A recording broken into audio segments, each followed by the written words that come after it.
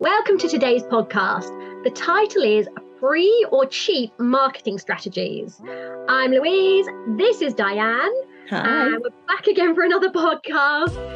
This has been a really hot topic. With the economy changing, people are suddenly getting interested in marketing again, aren't they? Yeah, it's been strange because so long people have said, oh, I've got too many customers, I've got a waiting list, I'm not doing any marketing. And I've always kind of said that's a little bit of a mistake because you can't always turn marketing on and off quickly. However, it is what it is. And I think it's also getting, in some areas, a little bit easier to recruit. So there's that balance, isn't there? We've maybe got more team members. We've got some clients that are maybe cutting down or cancelling altogether. So yeah, all of a sudden we need some marketing. So on the theme of our Beat the Cost of Living crisis, we're going to talk about some free or at least very cheap ones, aren't we? Yeah, and I think this is going to get really interesting because there are some people out there that launched during COVID. A lot of people, their businesses have boomed. The speed at which they've grown to 8, 9, 10 staff is amazing. But they haven't had to market yet. Welcome to our world. And you're going to be learning these skills very fast. So these are the best tips over the last decade, but they get updated constantly. And the marketing that we're doing now is different to marketing 2 years ago. It changes fast, doesn't it? Yeah, absolutely. And we're doing a masterclass on this next week, aren't we, Louise? Where we're actually going to talk really in depth about different marketing strategies, which ones really work.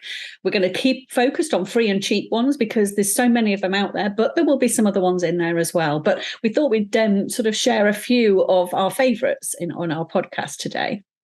When we say our favourites, well, one of your first ones, we actually disagree slightly on this one. So Canva. You absolutely, I've got to say, I can see the power of Canva. So for those that don't know, Canva, how would you describe it? It's a design software, isn't it? Yeah, it's an online design software. It kind of makes design simple for non-designers, I suppose. And I think that's why I really like it. Now, there is a free version. It's limited, but there is a free version. There's also a paid version, which is cheap. So it kind of fits into both categories. But if you've not discovered it yet, then go to canva.com. It's, you will love it. I guarantee it. But it will just help you sort of make better marketing pieces. It'll help you design things better. You can design logos on there. There's just so much you can do for a non-designer, if that makes sense. And when we say non-designer, my daughter started using it age 7. Oh, she was producing her own videos. I mean, they were about sweets and her pets, but whatever. That's okay. That she was loving it. She was like, can I put music to it? I was like, yes, you can. Here you go. So it's lovely. And what's interesting is a lot of the really good posts that I see across Instagram and Facebook, I know that these people are using Canva. They are all using the same one because the next step up from Canva, if you're a good designer, you're starting to use like the Adobe suite.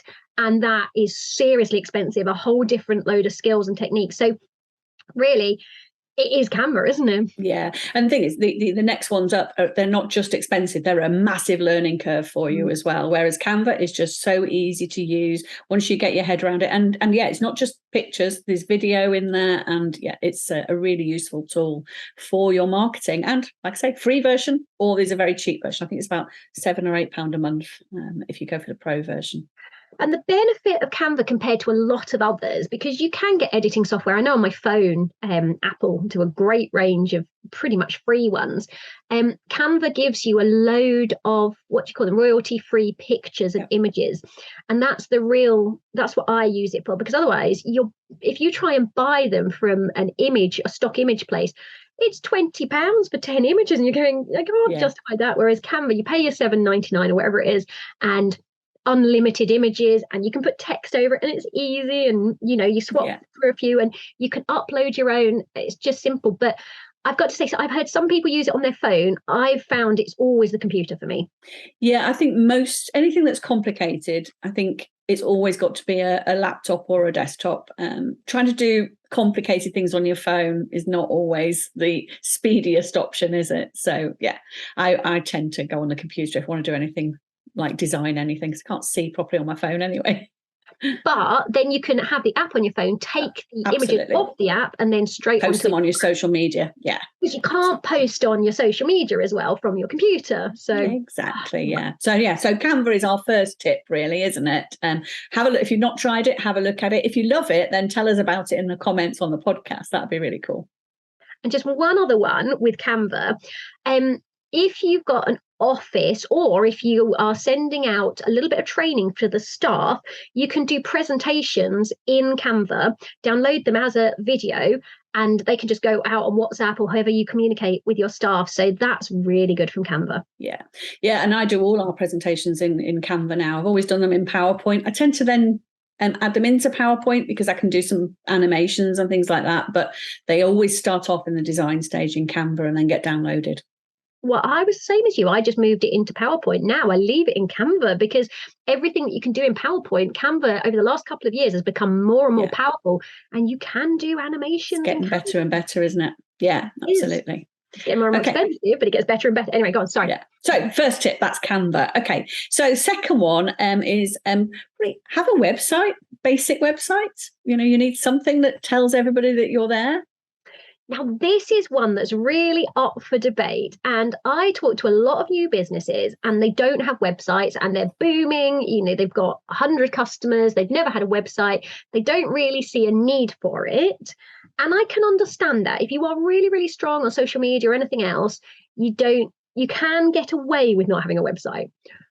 But, right, and this is the big but, you talk to any of the bigger cleaning businesses and they don't do social media because their website is so powerful. All their work comes in off the website with no effort. And they're like, you lot will fight over social media. We'll just sit back and take all the work. Thank you very much. So, I mean, do you need it? No. But if you've got one and it's performing well, and that's the thing. A website is a commitment at the start. You have to get it found on Google. You have to get it seen. If you are not top of Google, then really, you're right. There's no point in having a website. So a website's a commitment, but oh gosh, I love it. Yeah. And I think that one thing about the difference between a website and a Facebook page, as an example, is that when people are on social media, they're browsing. So they might come across something by accident. They tend not to be, they are sometimes searching, but usually they're just browsing and things pop up. Whereas when somebody finds your business on Google, they've usually put in cleaning business in your area. They are serious about finding a cleaner.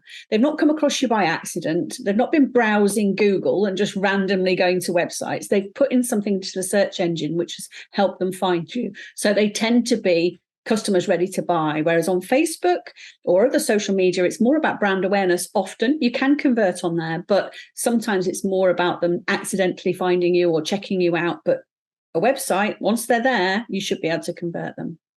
And the other thing is when you compare it to social media, if they found you on social media, they probably found 20 other companies on social media.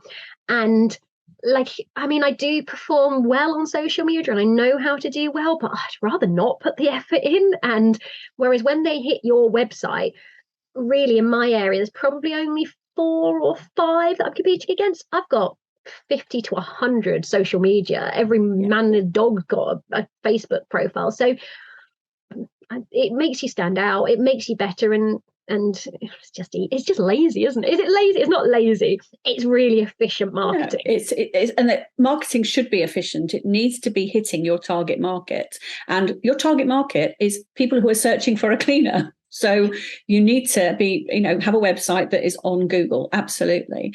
And, it doesn't need to be massively expensive, especially if you're starting out. I remember when I first started my cleaning business, talking to marketing companies that were going to build me this amazing website and do all my branding and everything. And even back 14 years ago, that was like £3,500 they were quoting me. And I was just like, whoa. And so I can understand why people think that's how much it has to cost right from the beginning. My first website, I did it myself with a template and it served my business really well for 5 years. We grew and we grew. We were VAT registered in the first year, so our website served us really well. And it looked good, but it was a template. Can we give a caveat here, Diane? Yeah. You actually have a degree in computing, don't you? So when we say I did a website, it was really easy. No, I used a template. So there was no coding involved. It was simply me writing what I wanted on it and putting some pictures on. So actually, no, it was a template that I used. I didn't do my own coding. So it was a basic business website. And it worked really well for us for 5 years. It's only after 5 years that I decided it was time to change and have a professionally designed one. But my other one served the business really well for a long time. And for me, after 5 years, I mean, we're in a different world now. 5 years after creating my website, I needed a mobile optimized website. Yes, absolutely. And, yeah. I mean, that wasn't a consideration when my first website was written. And then we needed mobile optimized. And then my third iteration of the website, I wanted something else. I wanted it to perform better on like search engine optimization. I wanted it higher up Google, and I needed some back end changes improved. So yeah, 3 websites later, but the first one, looks wise, was just as good, but you've got to change with the times as well. And I think the templates on WordPress are really good because they do update, and it means that you're not having to pay to update it every 2 years. So the absolutely. WordPress and the good thing about having a website is you can change it, and you can make it optimized for mobiles. You need to future proof your website, so whatever you use, make sure you've got the ability to change it. And you've mentioned WordPress there. It's a bit of a learning curve, is WordPress, perhaps for a beginner, but it's a good option for being able to change it in the future. But to just get a placeholder, there are some good template options out there as well. Yeah, Wix, GoDaddy, Google it. They do sucker you in though. So it's like, £20 for the first year and we'll buy your domain. And then the second year it's £300. You go, what? Like, I would be better paying someone to give me a WordPress one than so. Yeah, be careful of the long-term ones. And this is the same with hosting as well, isn't it? So the website has a few hidden costs. So you have to buy the domain, which is your your website address. Yeah. And buy that before you even worry about where you go to design it. And do not announce what your company is going to be called till you've bought that website, because people have fallen foul of that, haven't they, where they've come up with a great business name and then somebody else buys the domain before they can and while you're at it, check that the company name's available on Companies House. So just check you've got it all. So I don't think so. Website, does it come under free or cheap, or is it just one of the most effective ones long term?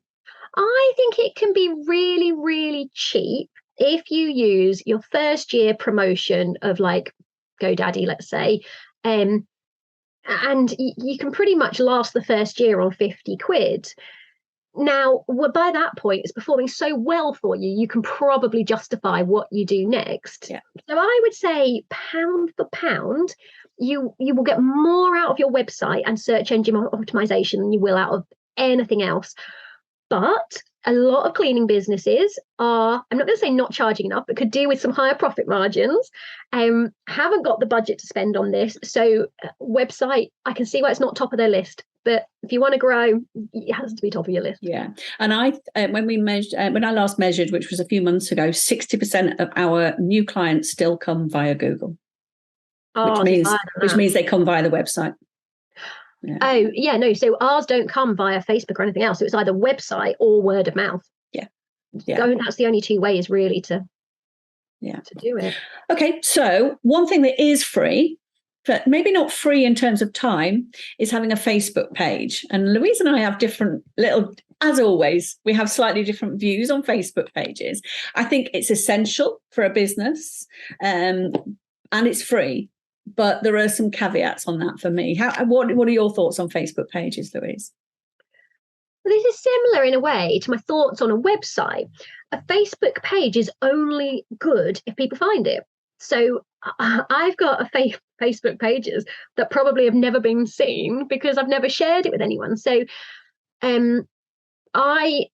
I keep my Facebook page updated. At the moment, it's once a week. If I'm honest, it probably hadn't been updated for 3 months before that. But if I wanted to get work in, I would, of course, keep it updated and I would be sharing that. So for me, it's a window.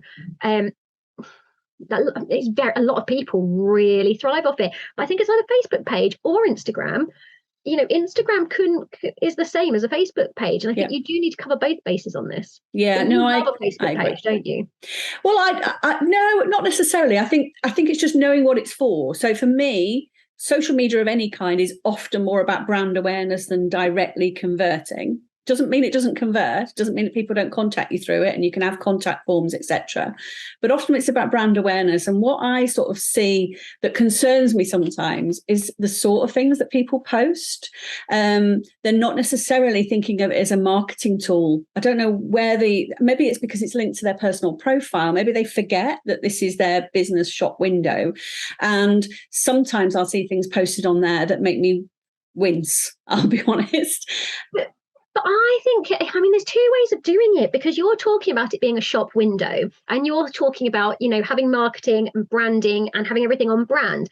The reality, though, social media is social. It's about engagement. So if I posted almost quite embarrassing thing or something, I was off topic, but I got loads of engagement, surely that is better than some beautiful page that no one engages with. And I kind of didn't mean that, because a lot of people talk about marketing and your brand has to be consistent. And I get quite cross because I'm like, on social media, your brand has to be attention grabbing, and constantly publishing your logo over and over again it's just boring. So I actually think that social media should be attention grabbing, but I also think that I don't like marketing to be negative. So for instance, I've seen people post on their Facebook page a bit of a rant about a bad customer, for instance.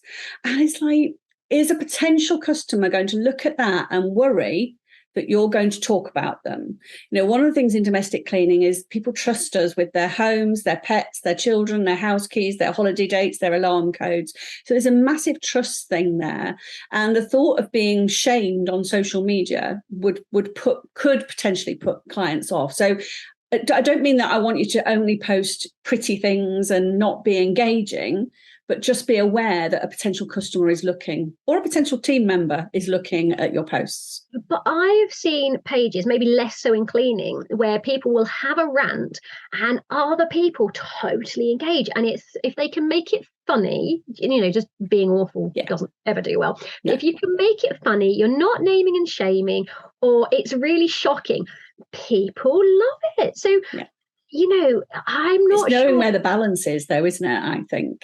And is it funny, or are you just, embarrassing somebody? Yeah, I mean, it depends how you do it, doesn't it? It really depends. And I've seen some where I just go, oh, I get that you feel strongly about what you did, and it doesn't offend me, but I'm not sure I'd put that much of myself out there. There's a limit to how much of myself I'd put on social media, and having an absolute rant about something. Saying that, I get on these podcasts and I do it, don't I? Yeah, look what we're doing.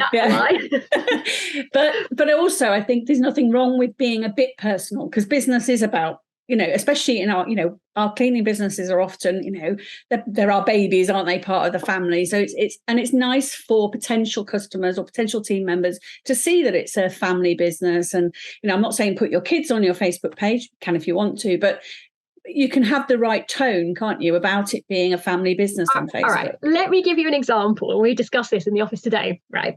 So this is pretty disgusting, actually. Probably should not talk about it, but it happens in domestic cleaning. Sometimes you come across things you'd rather not come across, like a pair of used pants.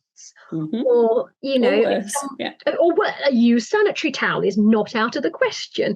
I mean, I'm not sure I'd take a picture and post it. No, I would not take a picture and post it. But actually, gosh, to have an anonymous, rant about that, people would find that a little funny. You could. Am I going too far? Have I gone too far? I don't know. Again, it's that thing of, do you want to make potential clients feel that you're going to judge them? So yes, everybody thinks it would accept that it's unacceptable for a used sanitary towel to be out and open in the bathroom, for instance, which does happen. But maybe a client might think, well, actually, does that mean that if I've left the breakfast pot, I'm going to get shamed on social media? Or, if my kids have left their clothes on the bedroom floor, am I going to get... So I think you could put people off. I think it has to be used really carefully. Yeah, it depends how clean we want to be. Anyway, that was not about where we wanted to go with the Facebook. It wasn't, page. No. So we think a Facebook page is great. Just use it with care. But actually, it's a really good way of people can check you out, people can find you, but also then you can use it in other ways. So, leading on to the next thing that we sort of going to touch on is Facebook groups. And local Facebook groups in particular. So this is being covered thoroughly in the webinar, because this is so powerful, and actually we can't go into it in lots of detail, but it's definitely a way of using your Facebook page, isn't it, as well? Yeah, so a Facebook page, this is where I mean it's useless until people see it. Those Facebook groups, using them properly, because what I see from people when they come to me and they say, I'm struggling to market, and they can do brilliant posts and it's all going beautifully. They've optimized their page, they've got reviews, they've got all the things that you need to do well on a Facebook page, but nobody's finding it. So it's not doing well. And this is where I go, right, so my thing is all about search engine optimization. Let's get that Facebook page, Instagram, let's get, your website optimized. And the groups are just an untapped resource by most people. Yeah, I think most people look at those local Facebook groups and think, oh, they're just the place where people whinge about parking or the council or whatever it is, that's going on in the local town. But it is also a place where people search for cleaners, isn't it? They'll often be, does anybody know a cheap cleaner, or does anybody know a reliable cleaner, or however it's phrased? But there's a clever ways of using those Facebook groups. Yeah, because they ban you from advertising. Yeah, so you can't you've advertise. got to be super. This is what we're going to go into, right? What can you do to not get kicked out? I haven't been kicked out of many groups recently, you'll be pleased to know. No, I don't. I think local groups, I think, you can treat them in a clever way. And, one of the things that I've done is started a local Facebook job group. It's outside of that. But there's clever ways of using Facebook groups for your business, not just for marketing for clients. My local jobs group, and I started this 8 years ago, I've got like 6,000 local people on my local jobs group. And I'm going, I haven't got time to admin this. But yep, I do recruit. That's what I run it for, because it helps my recruitment and my posts get optimized, pinned to the top. Yeah, absolutely. Yeah. So there's lots of ways of using Facebook groups, and we'll cover this in more detail because it's too much for this podcast and for us to go into how we use it. But there are some really clever tips, aren't there, as to when somebody does ask for a cleaner, what do you do if there's already 20 people that have replied, which will often I love happen. that. Yeah, they always go for me. I love it. Yeah. Anyway, you like Nextdoor, don't you? Oh yeah, so Nextdoor, it's another free one, and again it's very local, because one of the things about domestic cleaning is we have to be local, don't we? There's no point as advertising all over the country. And the nice thing about the Nextdoor app is that it is literally local, and people will often ask for cleaners in there, but you can also advertise in there as well as jumping on any posts for people that are asking for cleaners. It's a good way of networking with people that literally might be around the corner from you. It's really good. I got heckled in a Nextdoor group. Not for cleaning, I've got to say. This is for the beekeeping. I got heckled by the vegans in the for selling honey. Or not even selling honey, promoting. What was I collecting swarms? I think it was doing, but whatever. Nextdoor, they like to be a bit more vocal. But the good news is that can be a really good thing if you're going to be engaging. Yeah, definitely. Yeah. So we've got, next week in the masterclass, we've got so many more tips. There's just, the list is huge. I know I've got at least 20 marketing strategies that we use all the time that work really well. And I'm looking forward to it. You're going to be presenting, aren't you, Louise? Yes. Am I? Yes, we're going yes, together. You are. I'm presenting a marketing tip.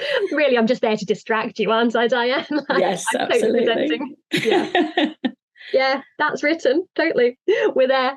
So we've got lots coming up there, and we haven't talked about the show, have we? No, so we were at the cleaning show, the cleaning expo at the weekend, weren't we? So out there networking and getting the DCBN name out there into the wider community. Yeah, and I was busy doing lots and lots of interviews, some really interesting people. At the show, what happens is the latest and greatest all come along, and it's my job to have 5 minutes with them to go, right, well, what are you doing? What do we need to know about? What's coming up this year? And there's been some real gems. What I'm loving is some of carpet cleaning. Good chat with Ollie Farry. He's taken the carpet cleaning world by storm. Absolutely loving some of the changes. Carpet cleaners may not agree with me. He's come up fast, but in the last 2 years, he's become the second biggest, or it hasn't, not quite the second, top 5 biggest suppliers of chemicals in the cleaning industry, in the carpet cleaning industry. And to do that within 2 years, that's really impressive. He's really taken it. And I was there, the old fashioned perfume bottles, where you squeeze a little ball. Oh, yes. Yeah. Really old fashioned. Oh, my kids were loving that. I was like, stop squirting the carpet cleaning chemicals on yourself. They were loving those. carpet cleaning chemicals that smell like aftershaves and perfumes. And yeah, and interesting, because obviously this, this podcast is about marketing, that's been down to marketing and branding, hasn't it? yeah, I mean, who would have thought that Vikings, because that's his brand, Vikings, would have done so well? And I think he really has tapped into, I mean, the carpet cleaning world is very much, how do I say this without being rude? It's very male dominated. Not to say females are not very good at it, because I believe they are. But there is a lot of my equipment's bigger than your equipment, and that's not everybody, because I don't want to be rude to carpet cleaners. But I think the Vikings kind of tapped into that primal urge of like, my equipment, my boat's bigger than yours. He's got swords and war hammers and I mean, you can see why it just hit it quite nicely, didn't it? Yeah, absolutely. Yeah. So I think we can all learn from that, and that he knows his target market and he's branded and marketing accordingly. Yeah, I don't think it's just done well though because of the branding. There's so much that goes into it. I mean, you can have the best branding in the world, and I see this sometimes in cleaning companies, best branding in the world, absolutely gorgeous. But that's not enough. You've got to be good at what you do. You've got to be good. And they've got to see you, because even if Ollie was good and his branding was on point, there's still so much more that goes into getting seen. And I mean, people talk about him a lot. A lot, yeah. Who else did you chat to at the show? Oh gosh, I'm gonna have to remember names. Daniel Cross. He's from Tennant. Now, I like him. I've chatted to him a few times before. He's from the CSSA. I can't remember. Do you remember what that stands for? Support Services Association. Thank you for saving me there. He's really good. Similar to us as a trade association, except a lot bigger. He's got a lot of networking events. Obviously, he's taken over doing it up north. So I'm hoping to go along to some of the ones in Manchester very, very soon. They've got recognising cleaners is a really, really big thing. So we'd like to partner with some of those guys and get cleaners more recognised.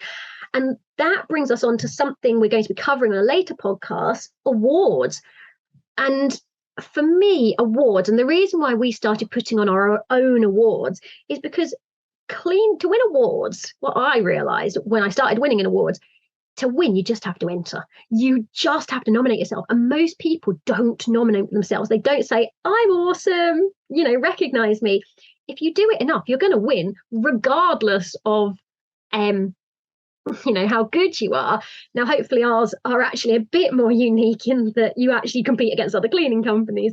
But this is why we started putting on the awards, because we wanted cleaners to have the practice and be familiar with nominating themselves so that they can go out and be recognised. And that recognition's awesome, isn't it?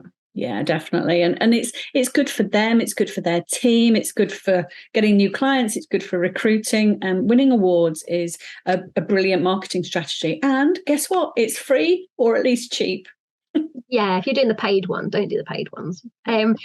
And the other thing I think about awards is that once you've been in business, often 3, 4, 5 years, and your motivation or enthusiasm for it is waning somewhat, as it happens, you can get on the phone to us. But winning those awards with something you sent off 2, 3 months ago, and you're having a bit of a bad day, and you get this email to be like, you're the best in the area. And you go, yeah, I am. Love that. Yeah, it's motivational as well, isn't it? Brilliant. So I think that's a little bit for people to go on, and obviously we'll go into more detail on these strategies next week, but that's it from us today, I think. Come on the webinar, join the DCBN, come on the webinar. Obviously everything that we cover on the podcast is all covered on the webinar in like so much more detail. So yeah, join the DCBN and start joining for training. Thank you.